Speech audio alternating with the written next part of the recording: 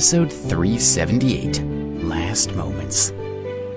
It seemed that there was nothing in the world of medicine that could fight the power of Tyson's internal force, freezing Debbie to death. A group of doctors approached Jessup with melancholy expressions. The leader of their group stepped forward to speak. "She seems to be in a better state today," he said hesitantly. "But we don't think this is good news. Patients often improve right before the end. This could be it." Jessup felt as if his heart would break, but he pulled himself together to bravely say, "You have all worked so hard. Thank you." He shook the leader's hand. But at that moment, Alex burst into the hospital wing, followed closely by Rufus. They rushed wordlessly past Jessup in to see Debbie. She looked terrible, thin and haggard. She was so pale it was as if frost was collecting on her skin. Her eyes were still lovely, but they had lost their sparkle. She lay listlessly on the bed with her eyes open. She didn't seem to hear Alex or recognize his voice. She stared ahead as if stuck in a trance. Tears poured down Alex's face. If he had known how much Debbie was suffering in his absence, he never would have disappeared to continue his martial arts training. Debbie, can you hear me?" He took her hand in his, wincing at how cold her fingers felt. Jessup had followed them into the room and stood to the side. "Debbie," he called softly, "look who's here. Don't you recognize him?" Alex felt as if he was being stabbed in the heart. But Jessup's voice seemed to get through to Debbie. She turned her head slowly.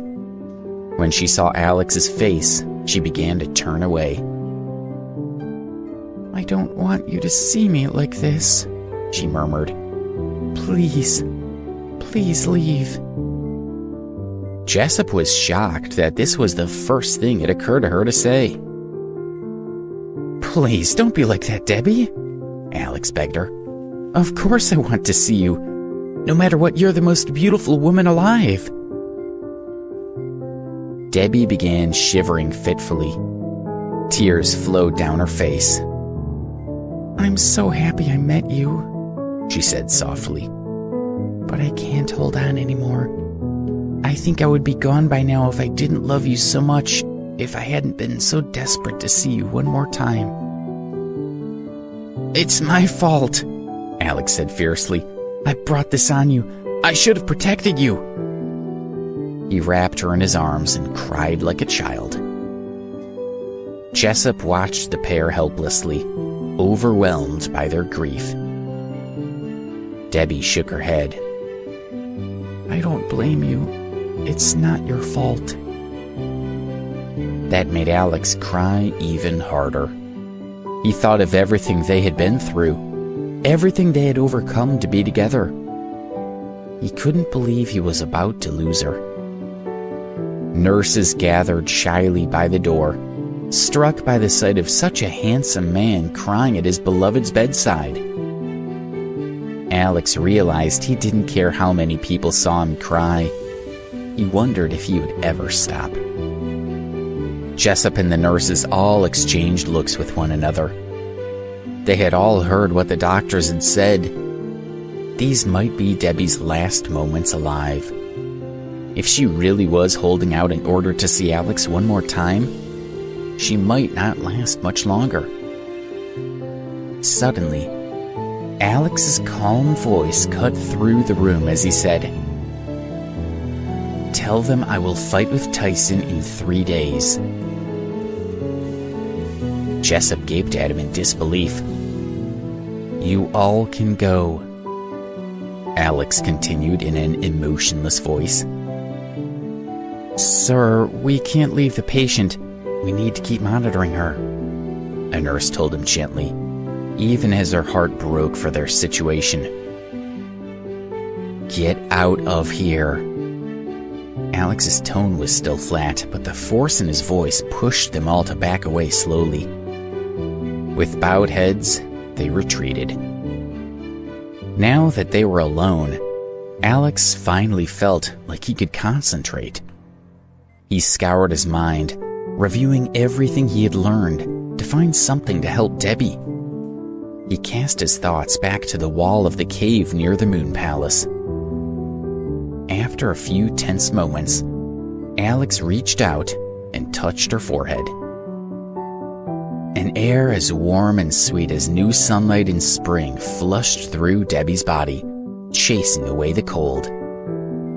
She gasped incredulously at the sudden rush of warmth. "Oh, Alex, I'm in such a state. You'll never like me again," she said with tears in her eyes. Alex smiled at her through his own tears. "You're being silly. I'll always love you." His feelings of regret and self-blame began to recede. He had felt horribly irresponsible and careless for leaving Debbie vulnerable to attack. But maybe it had been worth it to learn this new knowledge, so he could use it to protect her from attack. Maybe it had all worked out exactly the way it was supposed to. Debbie's eyes went a little hazy, and she said nonsensically, "You look different. How did you become more handsome? You were already so handsome before." It made no difference to her, of course. Even if he had returned to her in the ugliest state, she would still be happy to be in his arms. Alex laughed a little. "You look more beautiful too. And you'll look even better once you have a chance to rest and recover." He was sweating a little from the effort of warming her with his internal power. Although his new powers were strong, they were still new. As he had realized before, it would take a long time to fully master his abilities. Debbie smiled, but it turned into a wince. Although the warmth Alex lent her was a welcome relief, the icy freeze of Tyson's internal power still warred within her, giving her alternating hot and cold flashes. "I can die happy seeing you here with me." "You're not dying," said Alex, clenching his teeth. He could also feel Tyson's power fighting against his own and shivering as a wave of cold hit him. "You're going to live with me for a long time." But Debbie watched with alarm as Alex's face turned pale. His lips began to turn blue.